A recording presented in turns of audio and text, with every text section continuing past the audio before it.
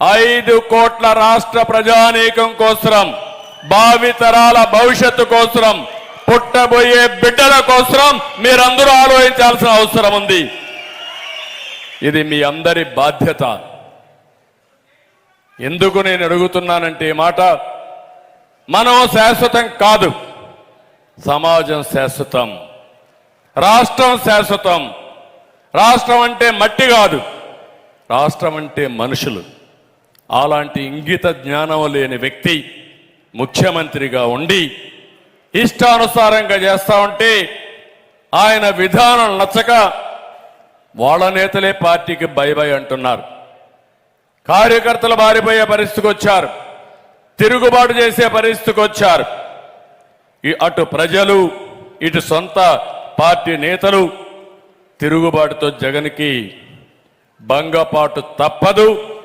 ఎవ్వరికి అనుమానం అవసరంలా 1000% చెప్తున్నా, రాబోయేది తెలుగుదేశం జనసేన ప్రభుత్వమే, దాంట్లో అనుమానమే లేదు. ఇప్పుడు జరిగేటన్నీ ఒక నాటకం. జగన్ మాటలు చూస్తుంటే అతని మాటలన్నీ ఒక బూటకం, నవ్వుతూ గొంతు కోసే రకం. అవన్నీ మీరు చూస్తే చాలా బాధేస్తుంది. మా తమ్ముళ్ళు చెప్తున్నారు, ప్రపంచంలో ఎక్కడ కూడా ఒక ముఖ్యమంత్రిని సైకో అని ముద్దుగా పిలిచిన సందర్భమే లేదు. ముద్దుగా కూడా కాదు, భయంతో కూడా పిలుస్తున్నారు. అది అటు ఇటు చూసి టకామని సైకో అంటున్నారు. మళ్ళా ఎక్కడ కేసులు పెడతారు ఈ పోలీసులని భయం. అలాంటి పరిస్థితులకు వచ్చాం. ఈరోజు వచ్చింది మీరు ఒకటేసారి గుర్తుపెట్టుకోండి, ఇది ప్రారంభం మాత్రం. ఎన్నికల నోటిఫికేషన్ వస్తానే ఉధృతమైన తిరుగుబాటు వస్తుంది. వైఎస్ఆర్ కాంగ్రెస్ నాయకుడనే అవార్డు రోడ్డు మీద తిరగాలన్నా భయపడే రోజు తొందరలోనే వస్తుంది.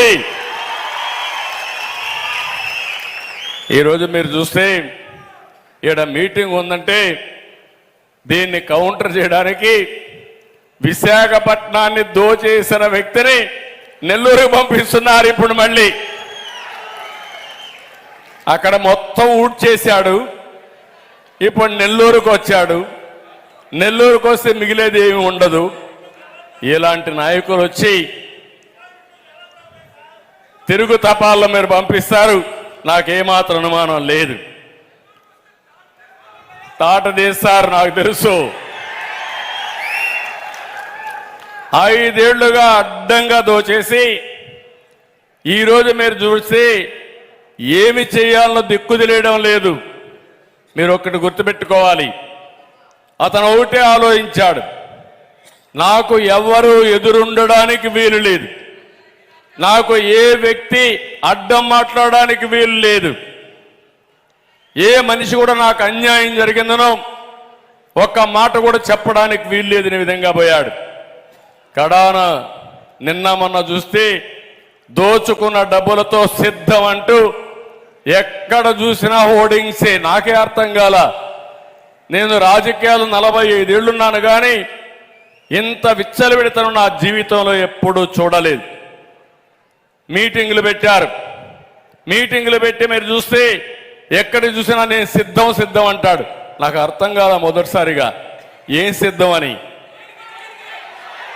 ఓడిపోవడానికి సిద్ధం మా తమ్ముళ్ళు చెప్పినట్టు.